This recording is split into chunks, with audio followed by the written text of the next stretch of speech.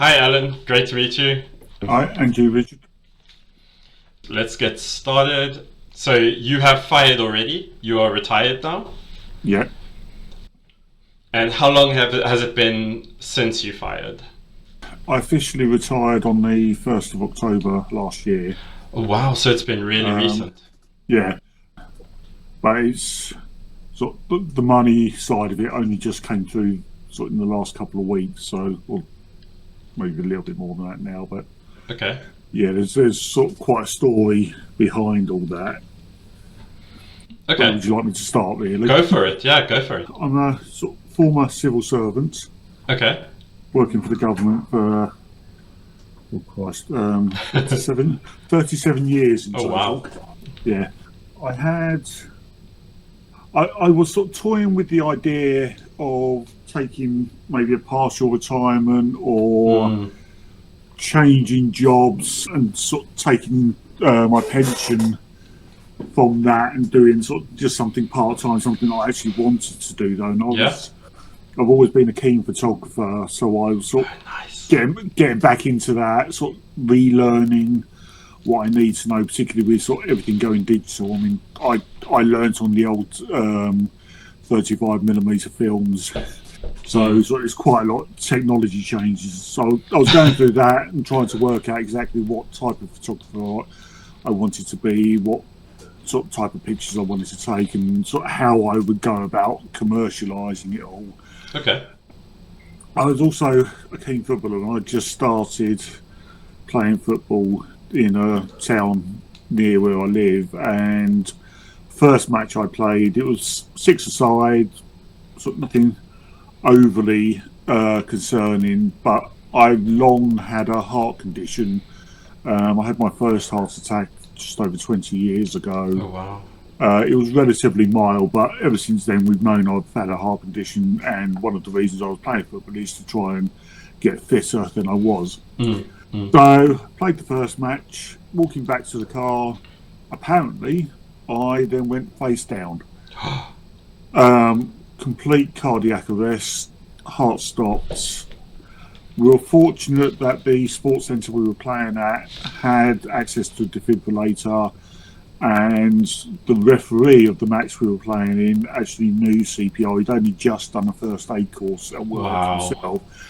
So they worked on me for quite some time. Ambulance got called. I got taken to Papworth Hospital, which is, fortunately, it's one of the closest hospitals to me, but it's Mm, also the leading cardiac hospital in the country. wow. So it wasn't a deliberate action for me to move up here just to be close to Papworth, but it certainly helps. Papworth then did bypass or triple bypass surgery on Wow. me, and after that, I started recovering fairly normally. But one of the things that happens when you have bypass surgery is they take a vein out of your leg in order to do the bypass bits around your heart. And when they do that, it's an inevitable consequence that they cut through one of the nerves, one of the main nerves in your leg. Normally, it heals for most people, and it's not an issue. But for me, for some reason, it never quite hurt. Never quite healed Yeah. properly, and that in turn caused immense pain in my leg.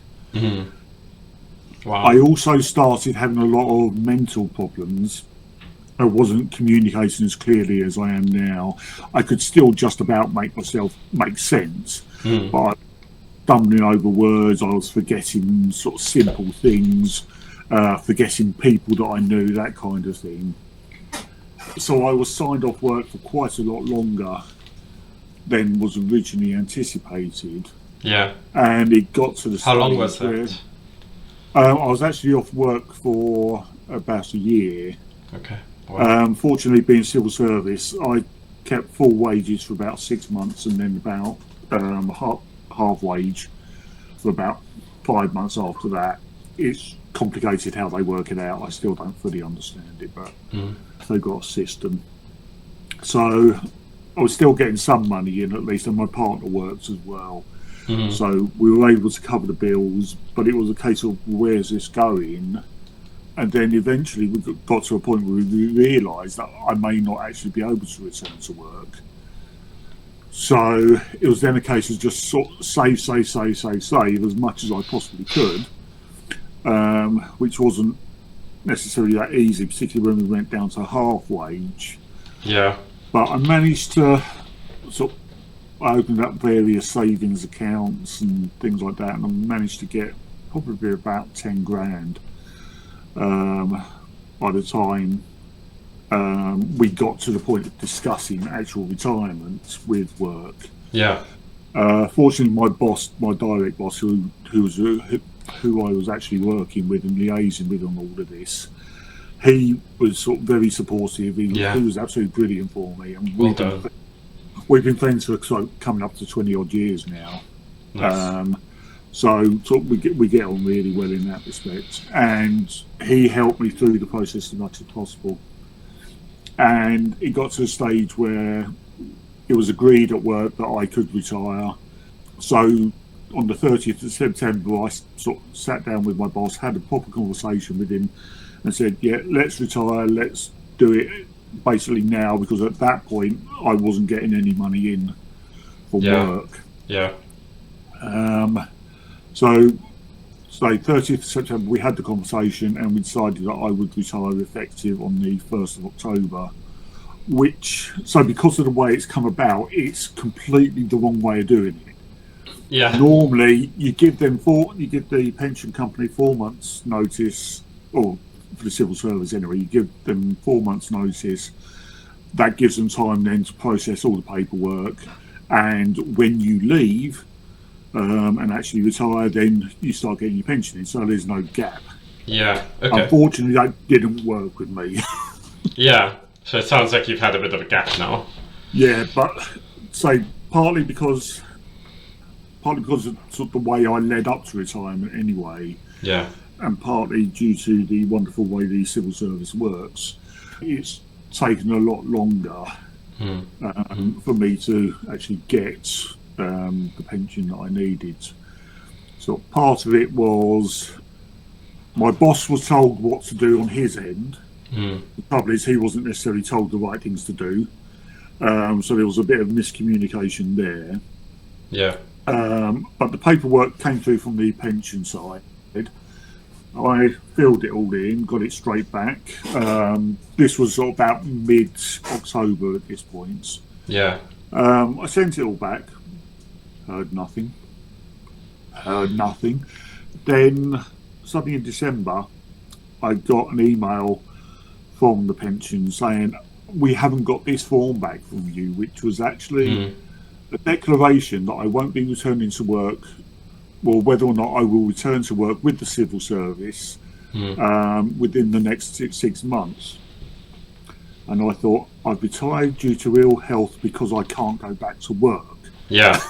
Yeah. How pointless is this form? But anyway, I filled it, I sent it back, made the sarky comments. Yeah. And then heard nothing. So I got to about mid-January and I sent them an email. Heard nothing. So sent them another email a couple of weeks, about 2-3 weeks later. And I got a reply almost immediately saying, "Very sorry, we forgot to send you this form as well." Wow. Yeah. So I replied saying, "Well, it's just pity you didn't send it out to me in October when you were supposed to."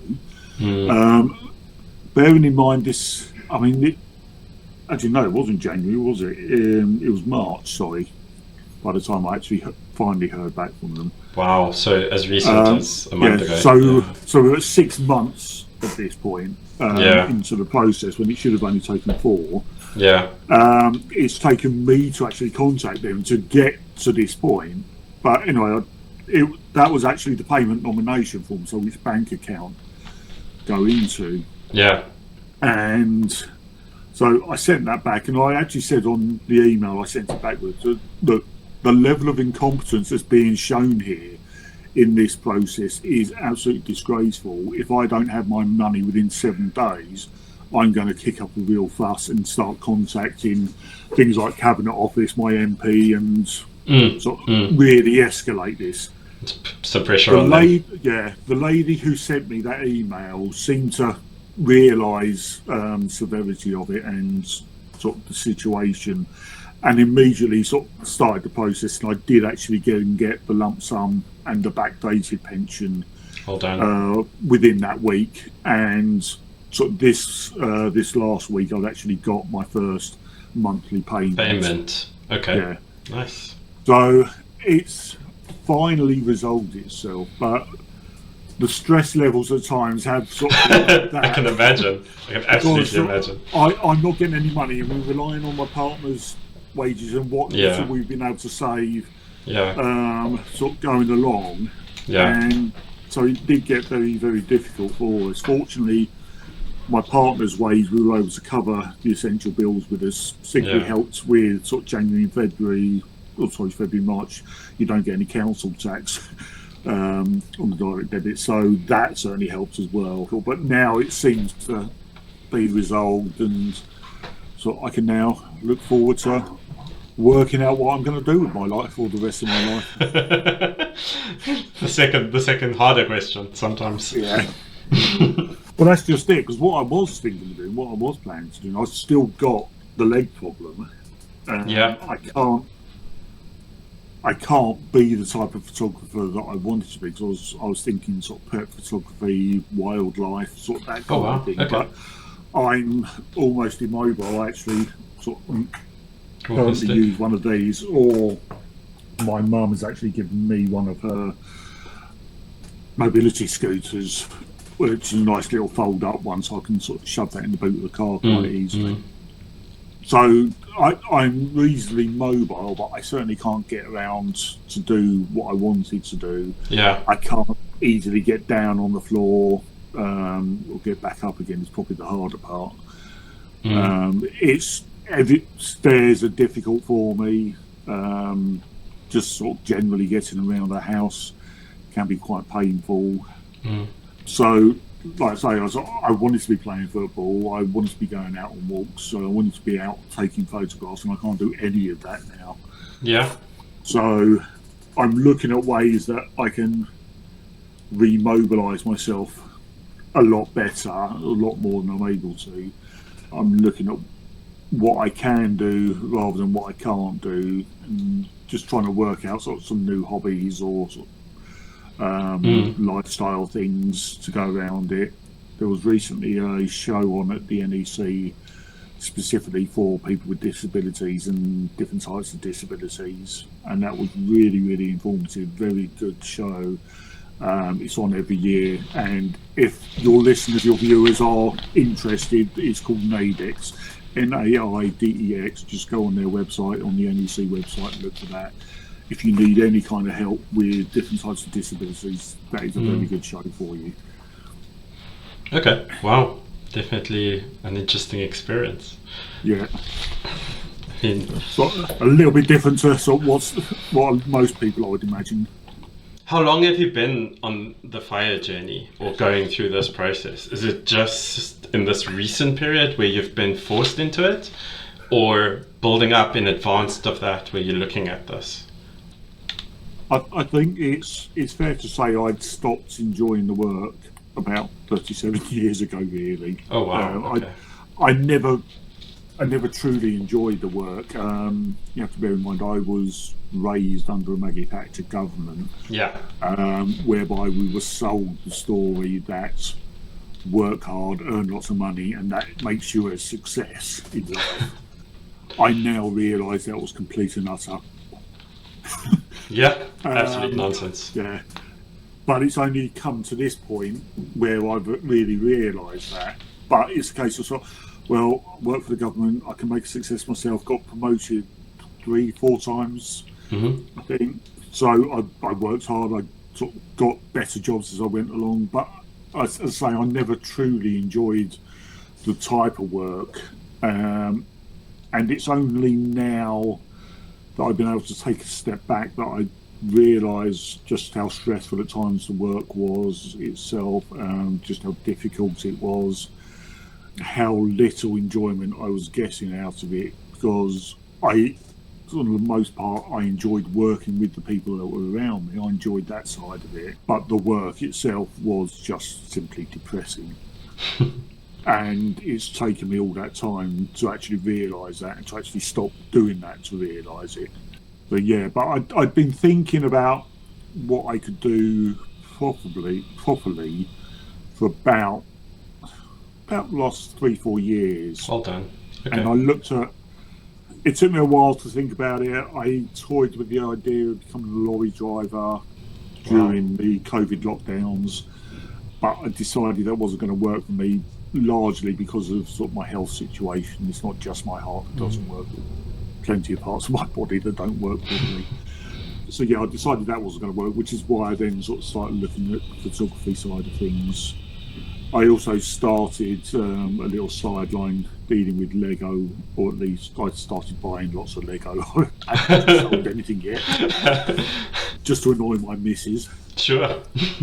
But that's the one hobby I have been able to carry over is the Lego, because I don't know why, but I've always enjoyed playing with Lego. So, I mean, one of the things that I do a lot of is board games. Right. Yeah. So tabletop games, board games. I go to a lot of gaming conventions, board gaming conventions. There's a big one in Birmingham. There's a big one in Harrogate that happens on sort of an annual basis. There's a whole bunch in Manchester. There's huge communities like that. So if you're interested in anything like that, then is that D&D type gaming? No, not necessarily. Just normal board games. There's huge varieties out there. It can be anything. I mean, I do play one tabletop game, but most of it is a spread of other games. Yeah. And so it's just a lot of my friends sort of into that role playing type gaming and that, and sort of they keep trying to get me interested. And far too much of it goes over my head when I can think straight. So nowadays, but I'll join in and I'll sort of roll the dice for them or something like that. Or I'll sort of roll the dice and they'll tell me what to do. And that's fair. The other one, I have a friend of mine, he's actually in the top 10 for Crokinole. It's like a flicking game. You have like little discs on a board. That's also good. It's sort of taking off now, I think, quite a bit in the UK. It's originally a Canadian game, but he really enjoys it. So it's also, you don't need to be super mobile or anything like that to play those types of games. It's a lot of fun. And a decent sized community at the moment. They're doing competitions a couple times a year, almost on a monthly basis right now. He's on the Isle of Man, but he comes across to the UK almost every month now to do a board games convention thing and go play Crokinole. Oh, I have to look out for that one, Crokinole. But back to the questions. Yeah. Do you know what your net worth is? I've got an estimate. My partner and I, we own a second property which my parents actually live in. Okay. So we're including that, and I'm estimating the value of that to be about 200,000. I think I've currently got the lump sum sitting in one ISA, or part of it sitting in one ISA. And as of today, we can open up sort of second ISA to put some more of the lump sum in. It's a good time to do it with the market down.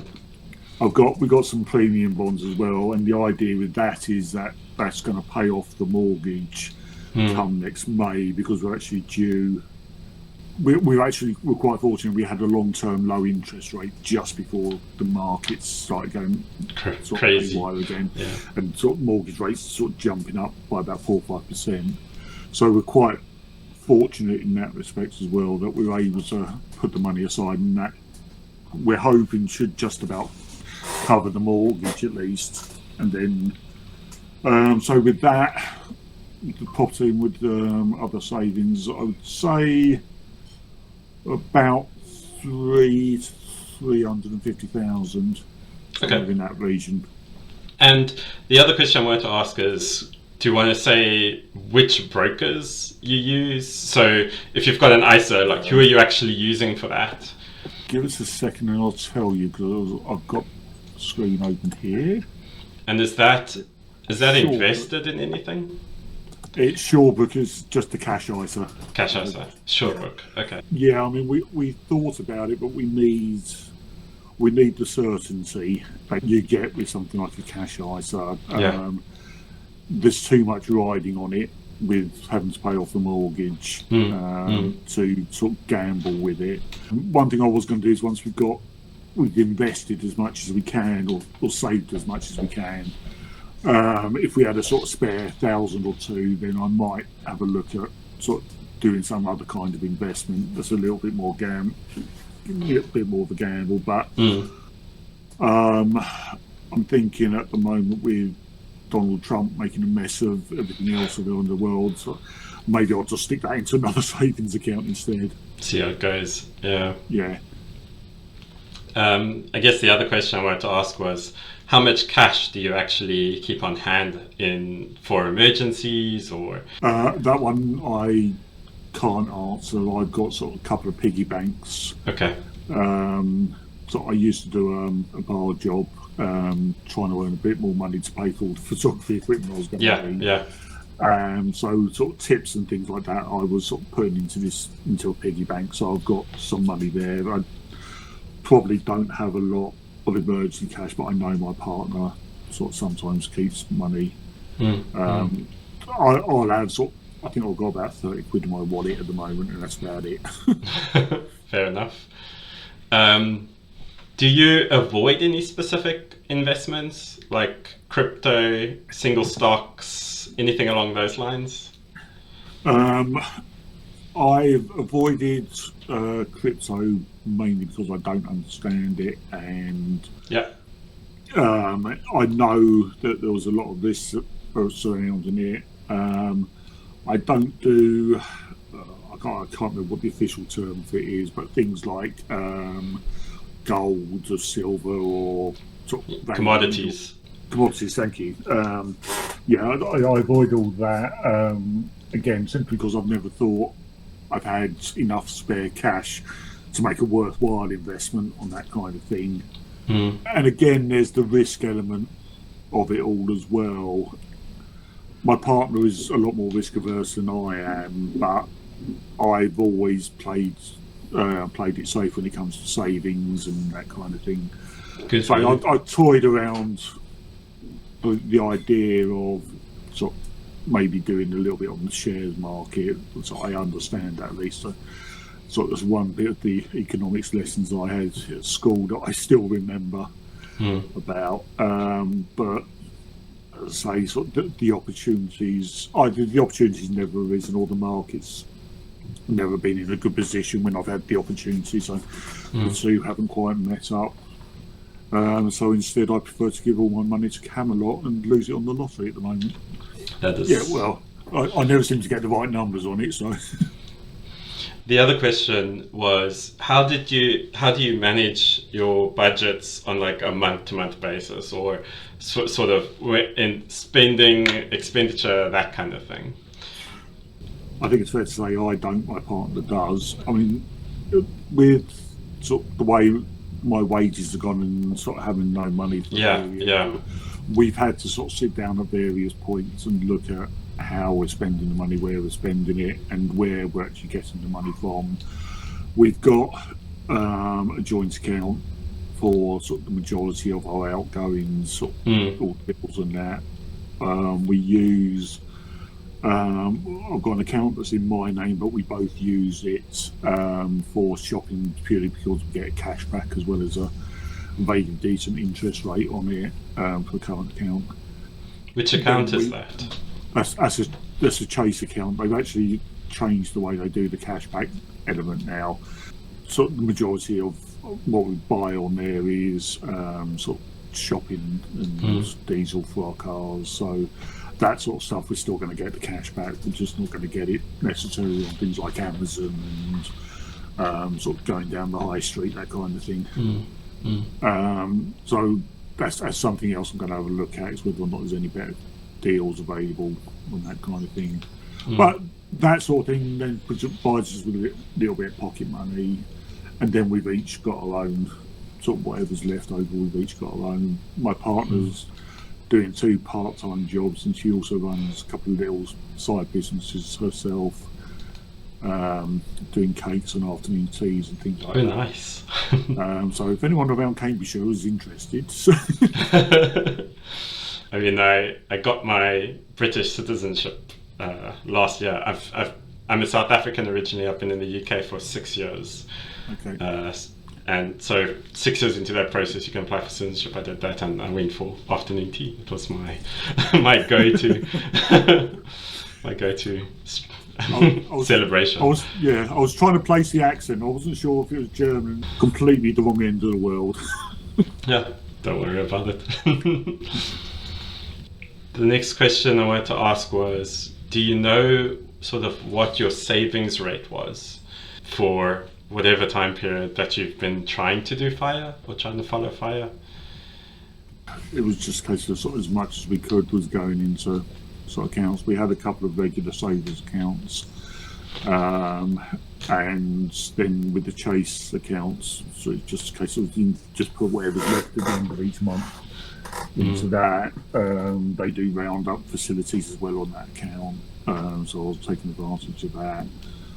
I was able to open up different accounts under the Chase, so we properly ring-fenced some money for our children's education, and the various trips they need for that. So yeah, I wouldn't like to say there's sort of fixed, certainly not a fixed amount. The regular savers, we probably did 400 a month.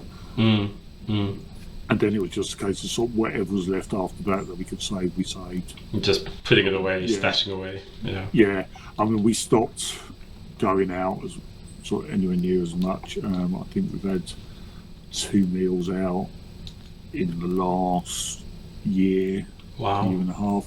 I mean, this is going back since the heart attack's part of it, but also the lack of money has had a real effect, really big effect. So yeah, it has been a case of sort of the more we realised we were getting to the point of retirement, the more we just saved and saved and saved. And that sort of leads into my next question was, are there examples where you are saying no to things that you might want? It sounds like going out is one of them. And then... Yeah, going out was one. We thought, when we realised sort of retirement was an option, we worked out the best way for us was to take the maximum lump sum, mainly for the mortgage, but we weren't quite sure exactly what the figures were going to be like until we actually got the money through. And we're also getting to the point where my car certainly needs replacing. It's not getting cost effective to keep repairing it. We toyed about whether or not, I say we toyed about it, we thought about it seriously about whether or not we need 2 cars if I'm not going to work on a regular basis. So then do we need only 1 car? But my eldest is now sort of rapidly approaching 18. He's going to want to learn to drive soon. So he'll need a car. And so there's been lots of decisions about that, but we decided we're going to put that on hold as well. Okay. Until after we've paid off the mortgage, then we know exactly how much money we've got left and what sort of finance packages will be available, and maybe look for something new that's a lot cheaper to run. So we're thinking of going sort of all electric as well. Okay. Which I know it can be a bit of a bone of contention for some people out there. I see a lot of benefits. I can see some of the negatives as well, but I just see a lot of positives around electric cars at the moment. How old is the car that you have at the moment? Mine is 10 years, my partner's is 11 years. Okay. And the mileage on those? Mine's just on 100,000. I haven't got a clue what my partner's is. Okay. But we tend to use my car for the longer runs. It's bigger. Yeah. Than my partner. So she's just got little. We do the same thing. We have 1 little car and 1 bigger car, and then for most of the mileage, we're putting it onto the bigger car when we're going for long distance. Yeah. So we do the exact same thing. Is there anything that you've said yes to, and in hindsight you might have chosen differently? You know what? I shouldn't have done that. Possibly. I mean, before before we got to the point of sort of deciding to retire, when sort of we changed our ethos and started saving all the money, I Yeah. was sort of still occasionally buying the odd sort of factory Lego, or my latest brainwave is I actually found a load of my old vinyl LPs and singles up in the Oh, loft. nice. So I've got all those out now, so I'm working around building up a collection in vinyl, because it's partly the nostalgic aspects of it, but it's starting to become sort of quite good business as well. So I've currently got a load of vinyl sitting around the living room, sort of divided into different piles. Sort of the ones I'm going to keep, the ones that might be worth something to sell on, and I've got one box full of absolute garbage. So it's the sort of stuff that even the charity shops can't sell. So yeah, that one's made me think again. But yeah, I mean, I'm trying to learn to play the guitar again. It's not quite going as well as I'd hoped. But no, I think it's little things like that rather than sort of anything major. Yeah. I think we've thought out what we're doing quite carefully. There's things that I've deliberately stopped myself from doing just because it's not feasible, it's not practical. I mean, one of the things I was thinking of for retirement was sort of utilising the garden a bit more, becoming a bit more self-sufficient for fruit and veg and that kind of thing. But because of my leg, I can't do as much time in the garden or as much effort in the garden. So trying to rework how I might be able to do that. Bear in mind, I can't get down low to sort of pick anything or grow anything. But was there ever a time where you almost thought that you wouldn't be able to fire or retire early, or a point where you were like, this might not work? I think, having worked all these years for the civil service, I knew I had a good pension behind me. I hadn't thought too much about what the actual numbers were going to be like until fairly recently. It's not as gold-plated as a lot of people think it is. I mean, I'm getting about £1,200 a month on my pension now. So I realise that's going to be more than some people get on their pensions. It's going to be a lot less than other people get. You and I first met through a Facebook group specifically about retirement, and that's one thing that constantly comes up on that group is about people supposedly showing off that they've got a lot of money. Well, so what if they've got a lot of money? It doesn't bother me, but this is another thing that I have problems with. I do sidetrack as well, and I just realised I've done that completely, and I forgot what the original question was. I do apologise. Was there ever a time where you thought you wouldn't be able to retire early, or you thought, I'm not going to say, I'm just going to wait until I get to retirement age and then retire? So it's that you did this fire thing. Yeah, so like I say, I knew I had a reasonably good pension behind me.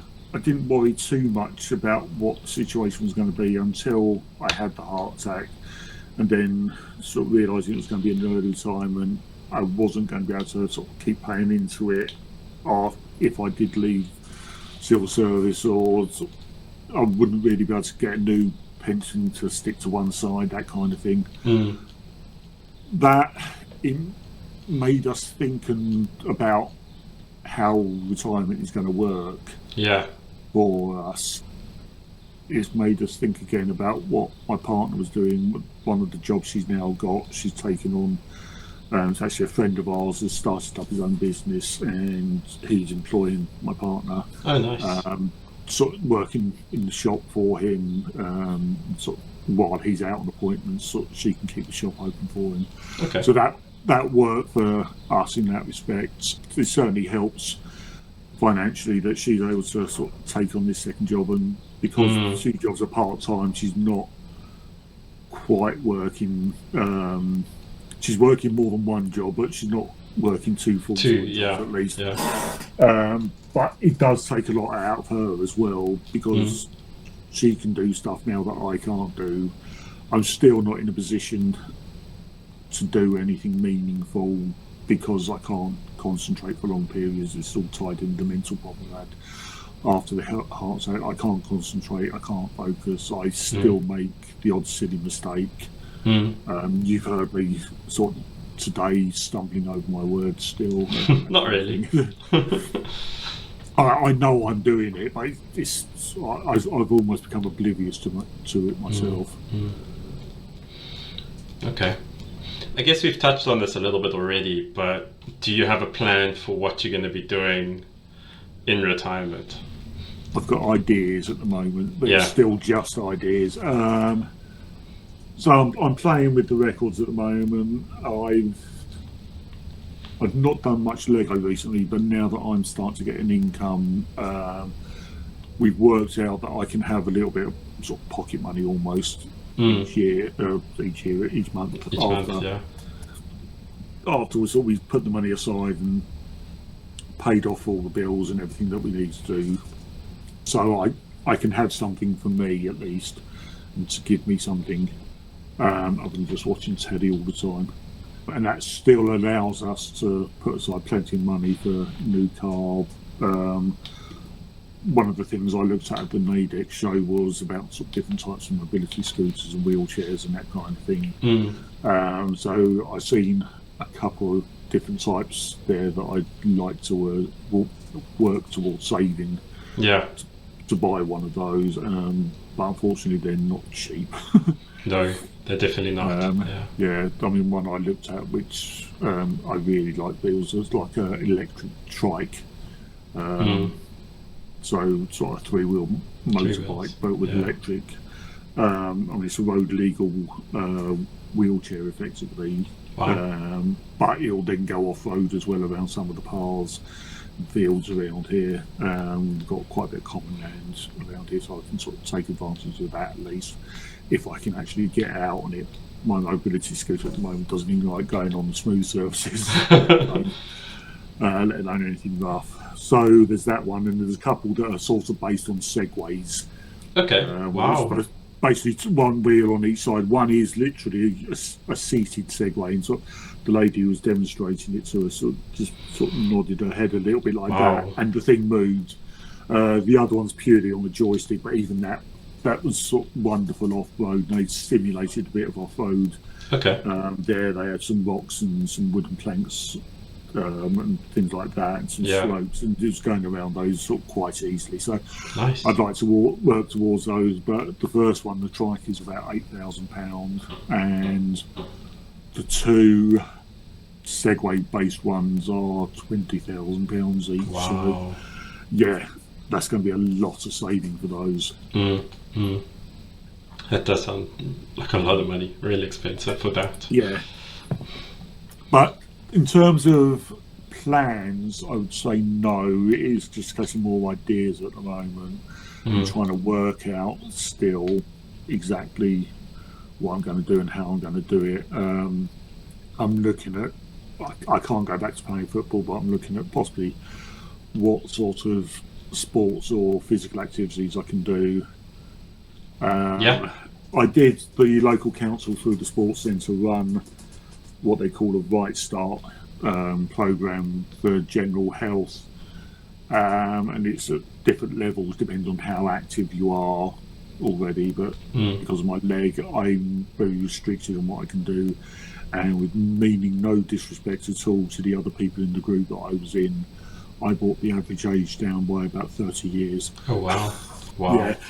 Yeah, it was a case of, I mean, they're a lovely group of people, they get on really well together, but I just feel like an outsider there.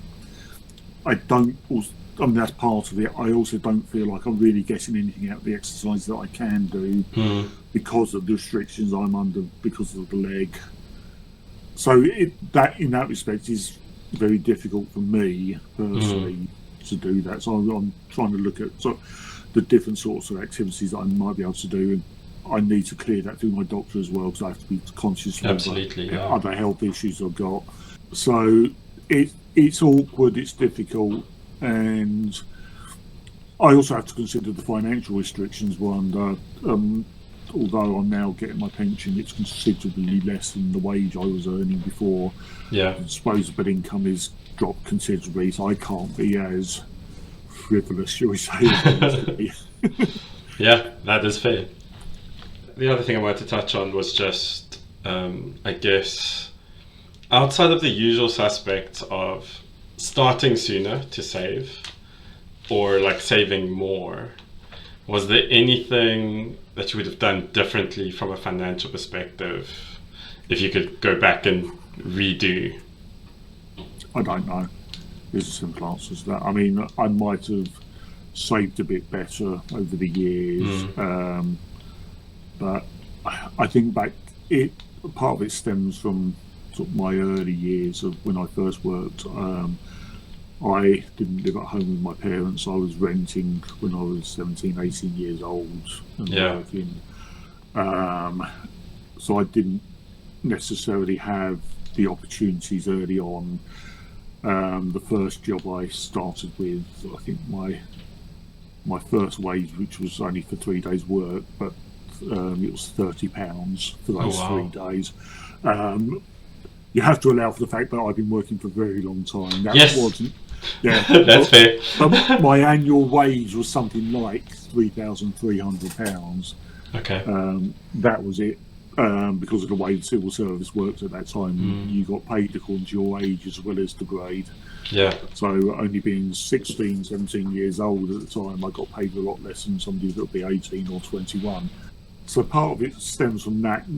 In those days, I didn't have any spare income. I didn't have the money available to do things like particularly heavy savings or sort of investing or anything like that. I used to walk everywhere or bus, so that was the only way I could get around. Yeah. And I used to be in the Venture Scouts at that time as well, and it was a case of we'd go away camping 4 or 5 times a year. Nice. But then what I was able to save would go on going away with them each time. So yeah, I mean, that was the start of my sort of life. So it's not so much a case of sort of changing what I did or what I would have done. It's more about maybe a bit more taking advantage of some of the opportunities that I had over the years. Sometimes I was just too late to decide. Sometimes it was I was a bit too hesitant. A lot of it was I either had the opportunity and not the money, or I had the money and not the opportunity. Wow, yeah. But then I was also very good at not looking for the opportunity when I had the money. So quite often I just sort of hoped something would fall in my lap because it's something that's fallen in my lap before, but I'd not been able to do it. It's that kind of thing. But then again, sometimes I did take advantage of the opportunities, and I did sort of succeed. I bought my first property during property price crash back in the early 1990s. And I got a house that was worth about, at that time, just before the crash, it probably would have been worth about 150,000, and I bought it for something like 30,000. Wow! Purely because the landlords at the time, the actual property owners, just wanted shot of it. Yeah. I was in there renting, so I said, I'll give you 30,000 or whatever it was. And they just accepted that. I got a bargain. Yeah, I got a bargain. Well done. Yeah. Again, that's just luck, being in the right place at the right time. It's, yeah. But then other times, like my parents were living in Cyprus, they were renting a house out there. Oh, nice. They decided, partly because they were missing their grandchildren and partly because of their respective health, they needed to sort of come back to this country, but they didn't necessarily have the money available to them to be able to afford to rent anything. They certainly couldn't afford to buy anything around where I live in Cambridgeshire. So then it was a case of, well, actually at that time we didn't have a mortgage. We had plenty of equity in the house we owned. So my partner agreed we'd buy a house, a second property, as an investment for us, but somewhere that they could live as long as they needed it. Do you have any desire to go back and do any sort of work? Or this is it for you, you're done now?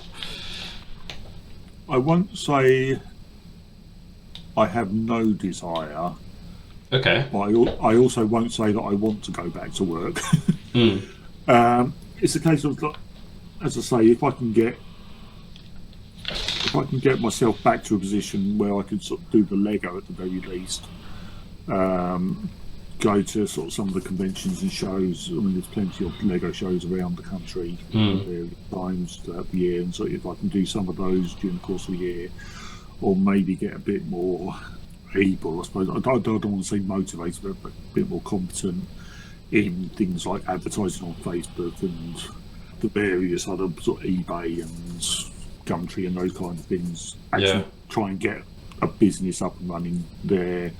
That's maybe my wife's, my partner's boss has made a suggestion about me helping them out, and we're looking to see if it's feasible and whether it will work for what he needs as well. Because if he needs sort of too tight a deadline, I may not be able to necessarily do as much as he might want me to. That kind of thing. And there's also the issue about whether or not I'm capable of doing it still. Because I've not tried to sort of do anything particularly complicated since then. Because when I have tried to do something complicated, I lose track, I lose focus, and it becomes a real struggle for me. My partner has to come with me to all my doctor's appointments because I can't keep track of everything that's going on with my own health, and it's stuff that I've lived with for sort of 20-30 years and I still don't understand it. So I do still struggle with various aspects. So, and like I say, sort of the ideas that I did have for what I might be able to do, stuff that I wanted to do, are now out the window because of my health. Yeah, absolutely. So it's just, I guess, if the right opportunity came along, you would grab it. Yeah, there's got to be something that's right for me. I'm a lot more conscious now about not just taking a job in order to pay the bills. We've got the bills covered at the moment. Exactly. Yeah. Have you ever bought a new car? I haven't bought a brand new car. I did buy one my current one I bought when it was less than a year old. Okay, so close to it. That's the nearest I've got. Okay. And then the other question I want to ask, just on the finances, have you ever used a financial advisor, or do you currently use one? Yeah, a friend of ours is actually a financial advisor, so we used him the first couple of times when we were looking to pay off the first mortgage we had, that sort of discussed with him, and we discussed with him about sort of ways of investing some money as well. I can't remember what we decided. Okay. And we also he put us onto somebody else, and he was sort of very much a savings man. He put us onto somebody else when we needed to get a mortgage for my parents coming back. Okay. So we've used them for sort of various things, but it's always a bit, we've known what we wanted. It's a case of using the financial advisor just to sort of deal with the fine print and make sure we're getting the best for what we want. They're not managing your investments, they're not doing anything like that. No. They're just giving you advice on specific things that you have questions about. Yeah. The next question is really, how did your partner handle all of this? It sounds like it's been quite a bit of a journey. It's been a hell of a journey for us. She was also a civil servant. We actually met working for HMRC. Nice. And about 5 years ago, I think, HMRC decided that they were going to restructure the whole of the business. And they closed about 80% of all the offices around the country. Yeah. So centralised them all in the bigger towns and cities. So they reduced it. I can't remember how many there were, but they reduced it to about 11 main offices plus a couple of specialist offices. So that her office was based in Peterborough, and even though she was handling all of the furlough payments that were being made to people affected by COVID, they decided to close her office anyway, knowing full well that the vast majority of the staff couldn't transfer, couldn't relocate, So she was made redundant, but because of her age, she was offered the chance to actually retire. Yeah. And rather than getting a redundancy, she basically got her retirement package. So technically, she's retired as well. Wow. And I think that's maybe partly what kicks me into starting to think about my own situation and looking at different jobs and what I might be able to do, is the fact that she was able to get out on favourable terms. Yeah. She knew when she was being made redundant that she wanted to start up her own business doing cakes and that. She's always been a very keen cake maker. And she was able to sort of monetize it to an extent. But she was also sort of subsidising that with a little bit of sort of babysitting and things like that. And one of those babysitting jobs then turned into a bit more of a child-minding job, which then turned into a housekeeping job. And that's now one of the jobs she's got, is basically running the house for some friends of ours. Nice. Okay. So that's one of her jobs. And as I say, there's another friend in the village who started up his own business, and she's sort of running his shop for him on a part-time basis. Yeah. So she's been able to do that whilst expanding her own business as well, with the cakes into the afternoon teas. But I think, getting back to your original question, she sort of had a direction throughout all this time. Yeah. Whereas mine has been the case of, right, okay, you've got a direction, but we're going to turn left now all of a sudden. Yeah. And we're on a different road. It's a shortcut, but we don't know where it's going. Yeah, it's a little bit more. Yeah, so my path is a very different path to hers, and I think it's also very different to typical. I think it's to the typical path, right? Not just.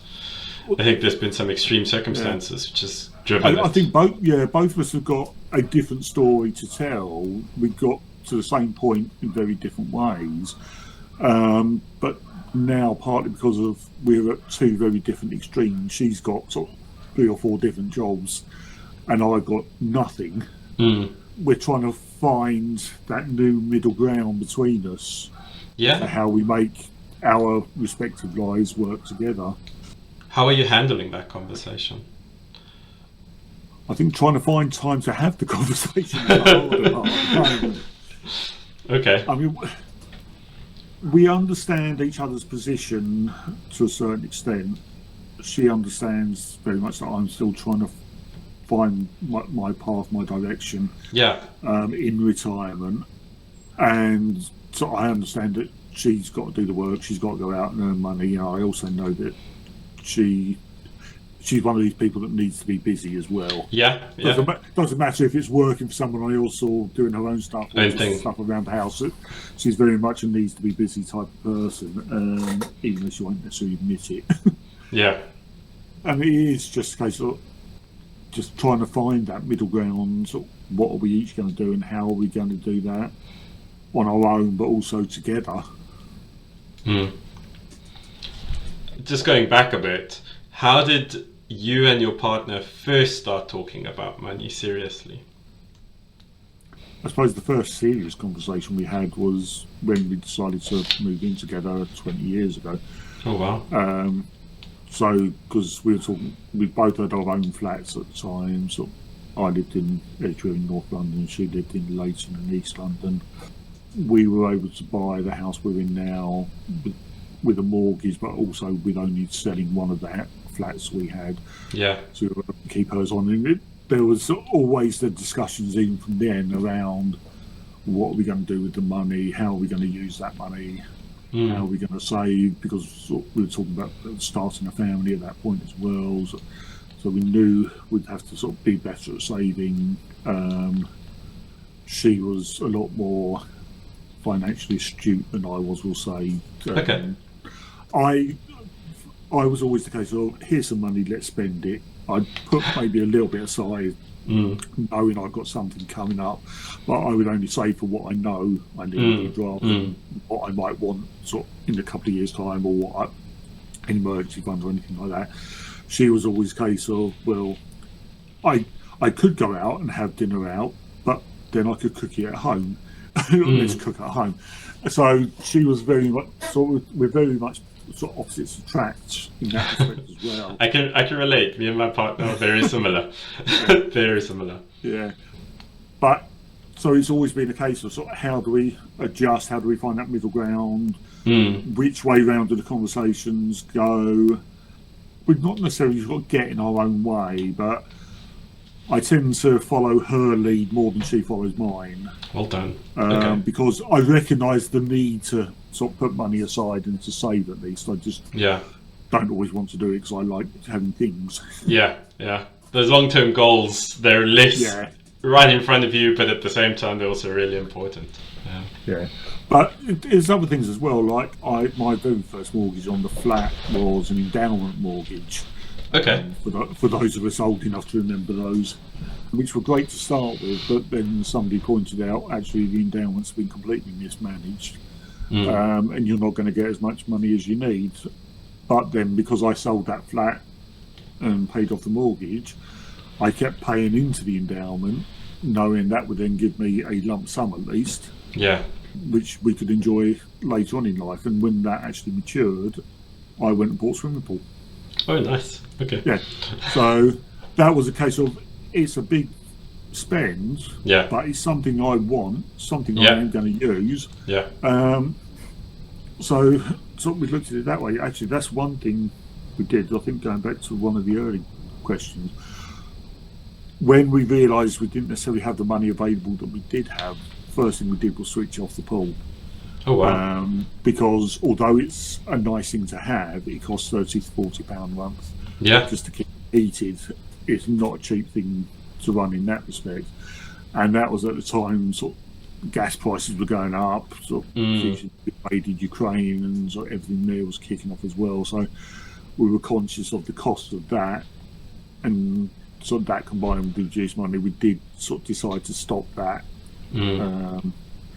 As one of the things, I'm hoping now that sort of the income side is sorted out, that I can get it back up and running this year at least. But it's something we need to look at in a month or two, just once we've readjusted. I think this month is a strange month because of the way the tax rules work in that. Yeah. Whereas next month we know that's going to be my regular income. So come the end of next month we can sit down and sort out the finances again. Yeah. And work out exactly who's going to sort of pay for what. And it sounds like you and your partner fully combine finances. Is that right? But you also have joint accounts. And we've got joint finances and we've got separate finances. Okay. So for her businesses, she deals with that completely. It's all out of her accounts. Yeah. And I don't get involved at all. Okay. We've got all the household bills go through the joint account, apart from the food shopping. And say the food shopping is effectively joint money anyway. But we also know that I've got savings, I've got money put aside for me, I've got money put aside for a new car, I've got money put aside for the kids' trips and that. She's got money put aside for the business, she's got money put aside in her own savings accounts for whatever she wants to buy. So we've got a working system, if you like, rather than necessarily having combined money. And because sometimes we've used our own money to pay a joint bill, sometimes we use joint money to pay a personal bill. Okay. We can keep track of it. And that's definitely something that I find far more powerful than whether you just combine finances or even if you keep everything separate or some combination of the two. The thing that I find most powerful is that communication. Absolutely. It's constantly just talking to your partner and collaborating in a way in terms of...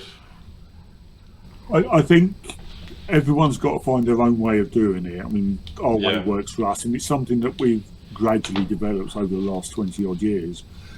I know friends of mine, they have completely separate finances, and one of them will pay certain bills and the other one will pay the other bills.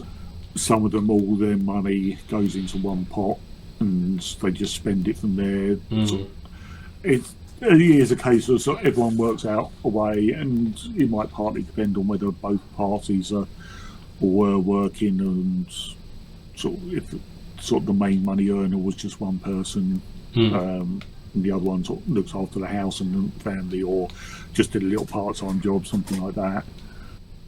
You'll probably give people the same advice: is sort of find a system that works for you, and sort of develop it from there. Don't try and necessarily copy somebody else's. Yeah, absolutely. Do you have any rules, any structures on when you can spend and how to spend? I mean, you're not going to go out and buy a £20,000 car tomorrow without talking to your partner, as an example. So, any large expenses we do discuss beforehand. Things like, I mean, when we were first discussing the changes to the garden, it's not particularly large expense on the individual items, but what I was thinking would probably cost us something about £1,000, £1,500, something like that, including some of the new tools we need. I was thinking about a nice big polytunnel sort of thing, growing stuff in that. Yeah. I watch far too much Clarkson's Farm, so I get far too many ideas from him, unfortunately. I don't have quite as much land as he does. But yeah, so the big expenses like a new car, even the swimming pool when we got it, anything like that, we will discuss, and we'll discuss it quite a bit. I mean, one thing I've mentioned is possibly buying a new car. Now, it's a joint decision between us, but it's one that I'm probably taking the lead on because I'm in need of the new car more than my partner is. But I can also make sure it's something that she can use for her business, transporting cakes, because some of what she does is sort of food event catering. So maybe needs to transport tables and chairs and that kind of thing. Yeah. Whilst also being conscious, but trying to ignore as much as possible the fact that she doesn't like the bigger cars, whereas I do. So careful balance there. Yeah. What kind of car are you thinking of getting? I was thinking of electric, and I like the idea of either the Kia EV9, which is the first really big SUV type car that's been produced, or the other one that's currently out there, which I love the styling more than anything of it, is the ID Buzz, which is the one based on the Volkswagen camper van, the old-fashioned camper van, which I just love the look of, and now they're bringing out a long wheelbase version of it with 7 seats in it as well. So again, that would suit my needs as well as both of them would suit my needs as well as my partner's, and just things like, so it's big enough for that nice big £20,000 wheelchair I saw, and you get it into that sort of fairly easily. But I was also doing a bit of reading up, and I've been a Land Rover fan for years. My last 3 cars have been Land Rovers in one form or another, and there is a rumour from Land Rover that they might start doing their electric engine at long last, and they might even put it in the Defender for next year. So that's another possibility. So maybe it might be worthwhile holding off until just to see how that unfolds. Well, yeah, what we've decided now is we did actually go around and look at some cars that we were interested in, but we decided the sort of money we're talking about for a new car, and we are talking about brand new potentially, because it's electric, is we're going to hold off till we paid the mortgage, and then we're going to see what we've got saved up, what we've got left, and what sort of finance packages we can get for something new. And because we've paid off the mortgage, so what we were spending on the mortgage, we now potentially spend some of that roll into something else on the finance. So there's that side of it. Plus, I mean, the electric car market is developing sort of hand over fist these last few years. And it looks like it's going to keep going that way. There's currently only one sort of pickup type truck. There is the potential for other pickup type trucks coming to this country. Ford are trying to develop one. Rivian's certainly is the biggest seller in the States at the moment, so they might come in. So there's lots and lots of potential on the bigger side. I know Hyundai are going to get their version of the big EV9 type vehicle out next year. There's 1 or 2 other manufacturers talking about something similar as well. Yeah. So in terms of what I'm looking at, I know there's certainly potential there, but it also doesn't help that one of the companies we went to look at was Mercedes, and one of the cars we sat at just sort of screamed luxury. And it was one of those, yeah, I'm retired, it's time for the next midlife crisis sort of purchases. The post-retirement midlife crisis. Yeah, I've had one already, it's time for the next one. Absolutely. Sounds about right. The other thing I wanted to touch on was, are there things in your partner from a financial perspective, your money habits, that you admire? I mean, you mentioned the savings. I think to a large extent, her ability to save without necessarily having a purpose. As I say, I've only ever saved realistically for a purpose. Yeah. Whatever that purpose would be, whether it's a holiday or a car or whatever. Something specific. She has the ability to save, and she also has the ability to organise the money into different pots within one bank account. Oh wow. Whereas with the Chase account, I can open up is effectively just one savings account, but I've got one for one son's school needs. I've got my second son's school needs in a separate savings account. I've got one for the car. I've got one for general. But I need to actually see what the money is for in that respect. And she, as I say, she can just sort of put it all into one bank account. She knows exactly what she's got for each one, and she knows what that money is being used for. So this is going to cover a tax bill. This is for this particular big job that's coming up. Yeah. This is going to cover these expenses. So she just organises all of that in her mind? I don't know if she does it in her mind. I mean, she's always writing things down. She's got notebooks full of sort of information. I mean, I couldn't even keep track of what she's writing down, let alone anything else she manages to organise. So it's a case of sort of, I sit there and I will read off sort of whatever information we've got. She'll write it all down and say, right, kid, we need to work out this, and this, and she'll work it out and just magically pull up the numbers. Yeah. Wow. Is there anything you find challenging with your partner's approach to money? Her lack of willingness to spend it on what I want. I have a funny feeling I might get that answer more regularly. Yeah. As I say, we are polar opposites. She's the saver, I'm the spender. So yeah. But in some respects, although I don't get my way as much as I would like, it's probably a good thing, because I realise that some of my purchases wouldn't necessarily work longer term, or they are. I know they're frivolous. It wouldn't get used, that kind of thing. So there is a good balance between us. It doesn't necessarily always work the way we want it to, but so sometimes it does, sometimes it doesn't. Well, as you mentioned, opposites attract. Yeah. And my final question, is there anything else in your story that you feel is important and you think maybe I've missed it in this discussion? Not that I can think of off the top of my head. I might think of something a couple of weeks down the line, but I think certainly in terms of, as far as the finances go, which is going to be sort of a lot of sort of what I imagine your YouTube channel and sort of your discussions were about, we certainly covered everything financially. It's, again, it goes back to something I've said a couple of times, is it doesn't matter if you've got a plan or if you're forced into a situation overnight like I was, there's always something to get out of it. Whether it's going to be to live the life you wanted to, or just to get out of the life you were, which is what my situation is. I'm still looking at the positives out of it. I mean, good for you. I'm not doing the job that I detest. I'm starting to do some of the things I enjoy, or I'm finding new things to enjoy.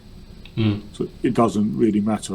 I now know I've got plenty of time to do them, at least, even if I haven't necessarily got the money to do them. But exactly, I can always sort of find something And I also want to ask your age. How old are you? I'm now 54. 54. Okay. Yeah. So That's- yeah, I was 54 when I officially retired. 53 when I had the heart attack. Hectic. What an amazing story. What an amazing Thank you. story. Thank you so much for sharing it. I really appreciate it. Yeah. That's fine. I mean, it's something I recognise. Sort of my backstory is a little bit out of the norm. Some people have experienced. Completely. Yeah, Yeah. I know. There's plenty of people who do retire on medical grounds. Some lead into it naturally. Some, like me, it happens overnight. Yeah. But I think even if you're not planning on retiring, if you suddenly force into that situation, there's still plenty of positives to come out of it. It's just how you handle it. That's That's just it. The finances are only one aspect of your retirement. It's, for me, although we're reasonably financially secure, which helps, it is a case of, sort of what can I get out of the life, not what can I get out of the money. For me, health is such an important part. I think for a lot of people who are even super focused on saving, when you mention health and you mention looking after yourself, that just takes top priority over everything else. Always. It has to. And well, it's not only that. I mean, you've probably seen it on that Facebook group we're both in. Is people keep talking about health is wealth. I think it's important for everyone who watches this to understand that that has its own unique meaning to you. Certainly it does to me, because I don't have good health. I know that. I've had a triple bypass. I've got a disability now as a result of that. I've also got diabetes. I've also got liver problems. I've also got 101 other problems, which aren't quite as serious. But I don't have good health, quite simply. But looking after my health is the important part now. That's the wealth part for me. Absolutely. Finding ways to work within my limitations, my health limitations, to enjoy my life is the wealth aspect of it. So to those people who say, yeah, I go out running every day, do 10K, great, that's good for you. Doesn't change my situation. Yeah. And I think that's another thing as well. Don't be jealous of other people, what they've got. Absolutely. Because they've got their own story, they've got their own journey to get to that point in life. That journey may not have worked for you. Yeah. You might have hated it even more than I hated my own journey. Yeah. And I absolutely agree. I mean, my journey as well is moving from one country to another, starting over, building everything up again, building relationships, friendships up again. And I mean, 2 years into arriving, we had COVID, so everything was just shut down, and you know, I'm trying to get settled into this new life. It just, everybody's journey is completely unique, and I really do believe that, you know, in terms of jealousy or that type of thing, looking at other people's stories, it just sucks the joy out of your own life. If you look at somebody else and go, oh, this is amazing, I wish I had that, and I'm like, no, you don't necessarily want that. Yeah. No, I totally agree. Thanks again so much for your time. A very special thanks again to Alan for choosing to come onto my channel and share his very unique story and his experience. If you enjoyed this video, please support my content by liking or subscribing. Or if you would like to contribute to the conversation, please feel free to comment below. The YouTube algorithm appreciates all interactions. See you next time. Goodbye.